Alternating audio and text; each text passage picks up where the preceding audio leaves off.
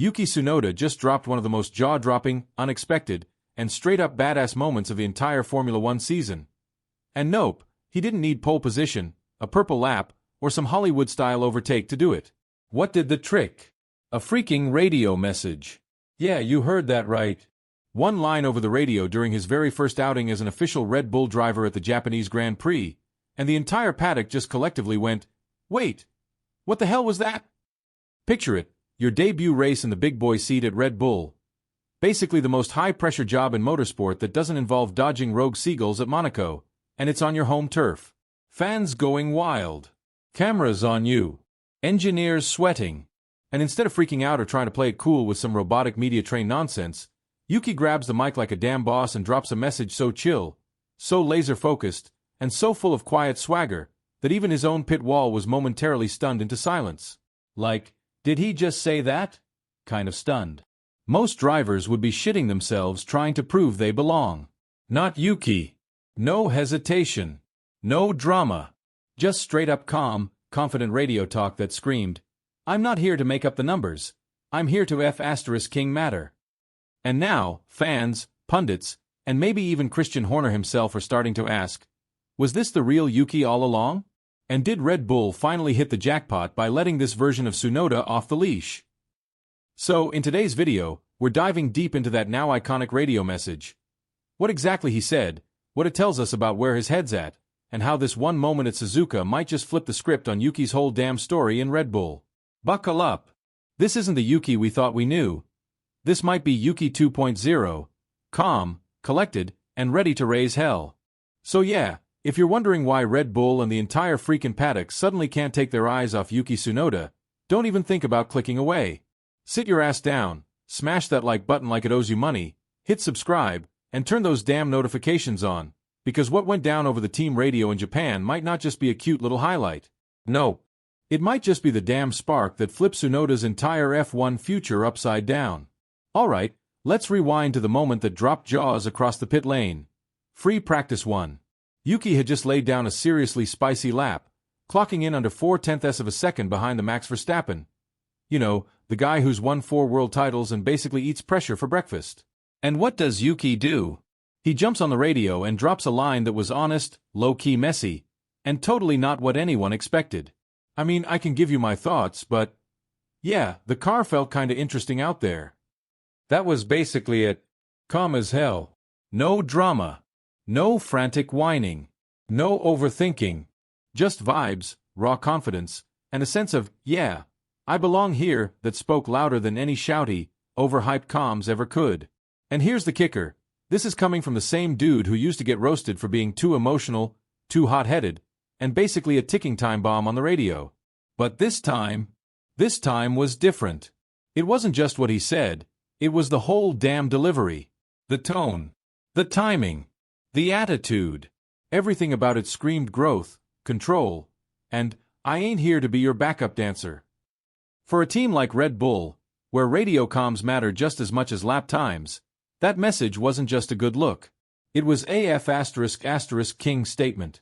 Now let's talk about the actual FP1 performance, shall we? Tsunoda wrapped up the session in 6th place, just 1/10 of a second behind Verstappen. That's not some random stat to brush off. This is Max freaking Verstappen we're talking about. The man doesn't do charity laps. He doesn't leave crumbs on the table. And yet, Yuki was right there, breathing down his neck. In fact, Tsunoda's lap time, a 1 minute and 29.172 seconds, was literally a blink slower than Verstappen's 1 minute and 29.065 seconds. Oh, and guess what? Yuki even logged more laps than Max in the session. That's not just impressive, that's a full-on flex. He was also quicker than Sergio Perez usually is in similar conditions and way closer to Max than Liam Lawson ever managed during his temp gig in the same damn car. So yeah, what we saw in Suzuka wasn't some fluke or lucky lap. It felt like something bigger. Like a switch flipped. Tsunoda didn't just show up. He announced himself. Loud and clear. And now Red Bull's gotta be wondering if they've been sitting on a secret weapon this whole time without even realizing it. Alright, let's get one thing straight. FP2 was basically a dumpster fire of red flags, chaos, and stop-start bullshit. Not exactly the kind of session that gives you clear data or a clean read on pace. And yeah, Tsunoda didn't get a proper run on soft tires like most of the grid did. But you know what? That actually amplifies how badass his earlier performance was. Because even in the middle of that red flag circus and unpredictable track conditions, the guy was cool as ice. Focused. Locked in. Not a single twitch of panic in his voice. Now, rewind the tape a bit. This whole Suzuka moment didn't just happen in a vacuum. Let's not forget what went down before this. When there was a seat up for grabs at Red Bull after Checo Perez was supposedly on the chopping block, Yuki didn't get the nod. No. Instead, they gave Liam Lawson the green light, citing concerns about Tsunoda's consistency and his, let's say, colorful radio etiquette. Helmut Marko himself straight up said the kid needed to get his shit together when it came to keeping his cool during races.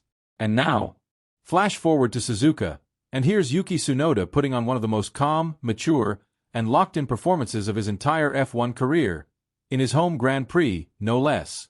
That's not just growth. That's a full-blown glow-up with engine noise and DRS. And the real kicker? He was under pressure from every damn direction. The media was watching. The fans were expecting fireworks. His own team was scrutinizing every move. And to top it off, the dude straight up admitted that Helmut didn't even call him personally to say, "Hey, congrats, you're driving for Red Bull this weekend." Brutal. Most drivers would have taken that as a giant middle finger and spiraled into some dramatic soap opera meltdown. Not Yuki.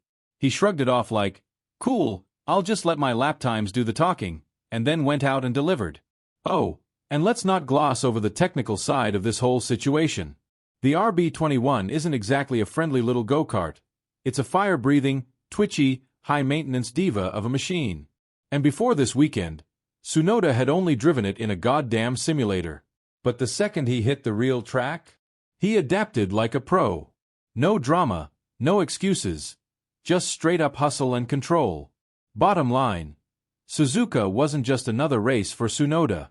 It was a turning point, a flex, a message to Red Bull, to Helmut, and to anyone else who doubted him. I've grown the fuck up, and I'm not here to play second fiddle anymore. After the session, Yuki casually mentioned that the real car felt a bit different than what he'd experienced in the sim. Which, let's be honest, just shows how damn quick he is at recalibrating his brain and learning on the fly. This ain't rookie behavior anymore. This is a guy who's flipping the damn script on his career in real time.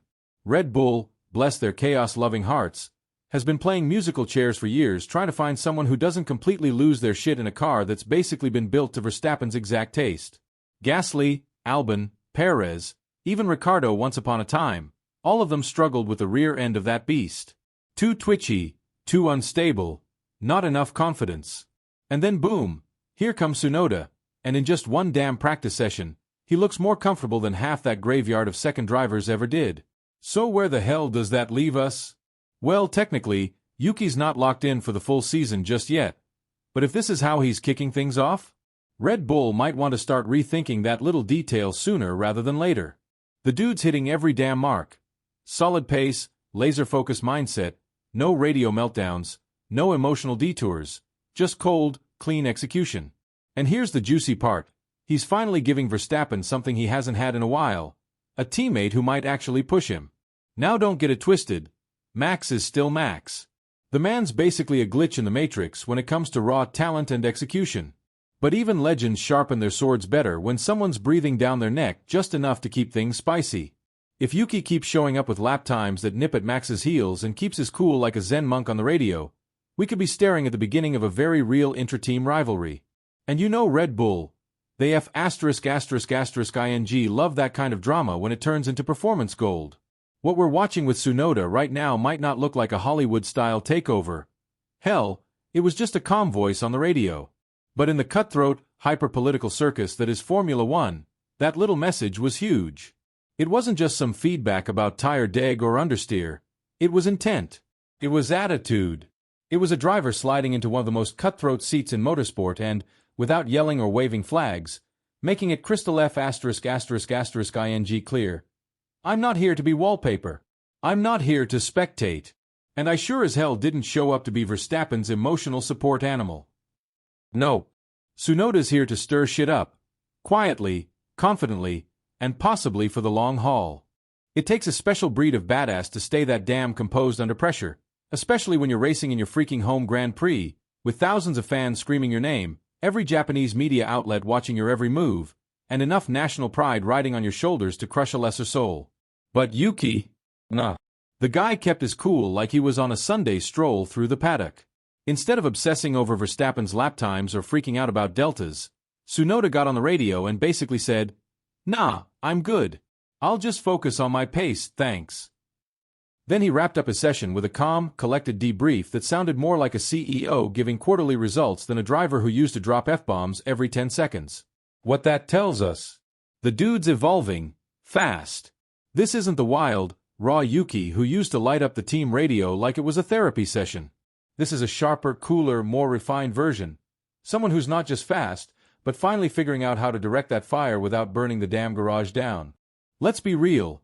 Driving for Red Bull proper, not the junior squad, not the development playground, is a pressure cooker wrapped in gasoline and lit with a flamethrower. You need more than just raw speed. You need a mind like a steel trap, nerves of titanium, and the ability to talk to your engineers like a goddamn strategist while doing 300 kilometers per hour. And right now, Tsunoda's ticking every box. Crystal clear communication? Check. Adaptability? Yup. Delivering under pressure? Hell yes. If he keeps up this level of control and continues laying down the kind of lap times we know he's capable of, this moment won't just be a one-off headline. It'll be the opening chapter of his long-term pitch to stay in that Red Bull seat. But here's where it gets juicy.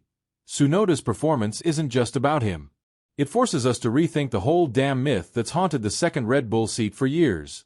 That cursed chair has chewed up and spit out more drivers than we can count.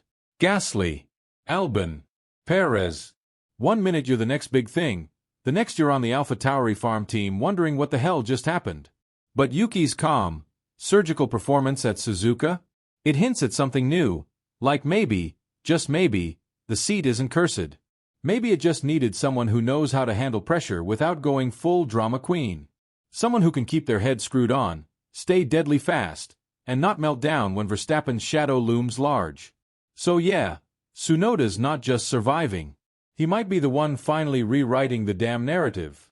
Look, snagging that second Red Bull seat isn't just about trying to outpace Verstappen. Good F*** king luck with that. It's about way more than lap times.